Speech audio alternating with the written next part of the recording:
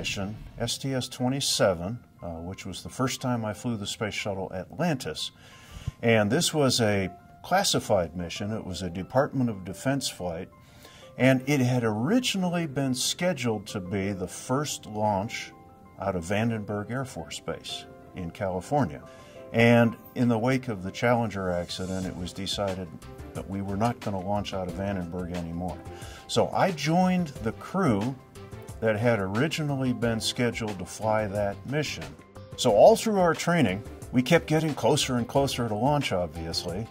And the boys would keep pulling me back and saying, okay, we're 6 months to go from launch. Heck, we've been that close to launch before, because we didn't do the Vandenberg launch.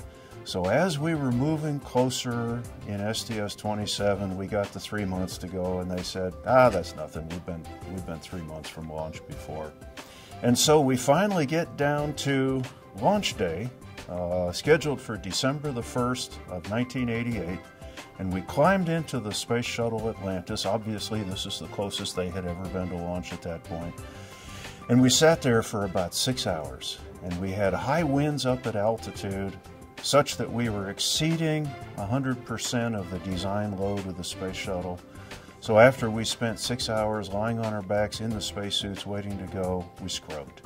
And we climbed back out of the vehicle, and we said, okay, better luck tomorrow. We'll try again on December the 2nd.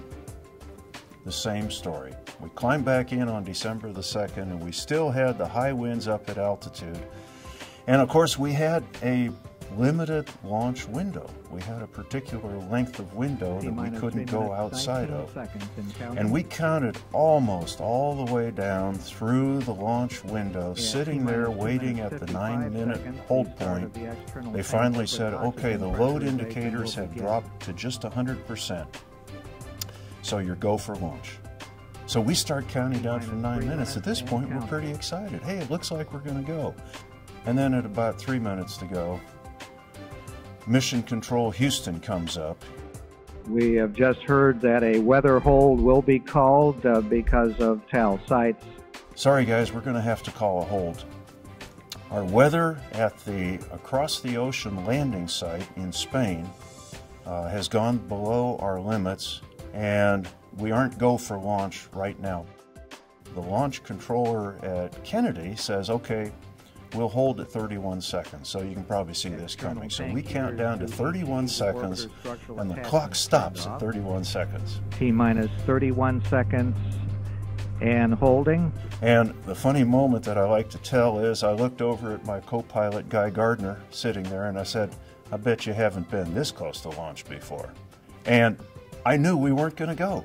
So here we are, we're at 31 seconds. We've got just seconds left in the launch window at that point.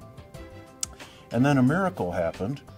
Our ground observer over in Spain said, okay, there's a cloud cover right now, but there's a big hole coming our way, and by the time Atlantis would get here, if they had to do an across the ocean abort, it'll be clear weather.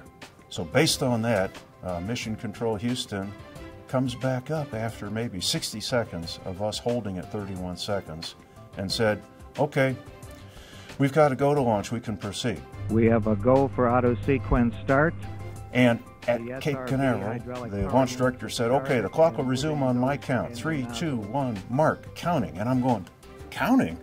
We're counting down from 31 seconds. So all of a sudden it was, you weren't going anywhere.